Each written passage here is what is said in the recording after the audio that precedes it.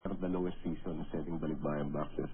So we came up with this particular idea of thank you sale because last December, November, December, we really have a lot of new clients and they're so happy, they send the packages to us.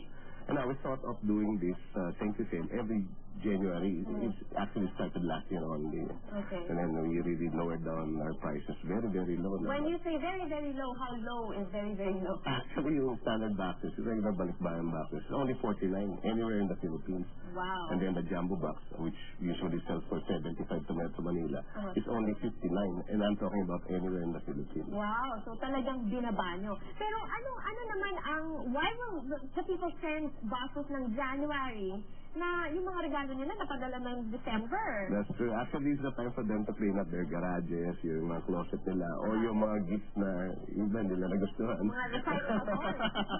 So instead of sending it back to the mall, having an exchange, we thought of, why don't they just send it to the loved ones in the Philippines, Ang same token, yung mga matagal lang nandun items na nasa garage nila o sa closet nila hindi ginagamit.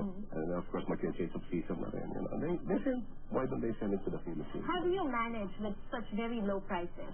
Actually, right now, talagang we're on the losing end. But we look at it in a way that's our way of saying thank you to the clients. Giving back to the community. It turns out kasi we find out that it's better every now and then.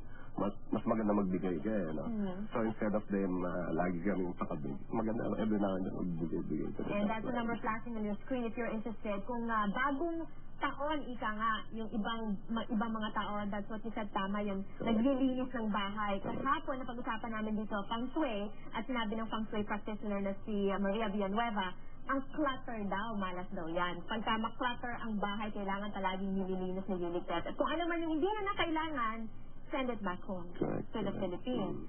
And ano naman ang nakikita mong response ng community? Actually, it's overwhelming talagang ang lakas. In fact, we're busier than yung Christmas season na padala. We're busier sa padala ngayon compared to usually other companies nga talagang very low season to. Especially 48 is to 1 na ngayon ang dollar peso So mas marami pa rin talaga, mas sinasabi nila mas malaki ang value ng pinapadala mo doon kaysa magpadala ka ng pera kasi ang $1 mo, 48 na lang. Yeah, yung multiplier effect nga ang laking difference. Ang dahil lang napapaligaya sa Pilipinas. Okay. Malinis pa yung bahay nila. And dahil na sinabi mo, you want to thank all the patrons of Manila Forward. Go ahead and just... Correct. This is our way of saying thank you sa mga kliyente natin na it keeps on growing and growing at itong taos-pusong pagsalamat namin sa inyo. Alright. And maraming salamat din sa iyo, Manny, for this, what you're doing for the community. Salamat din.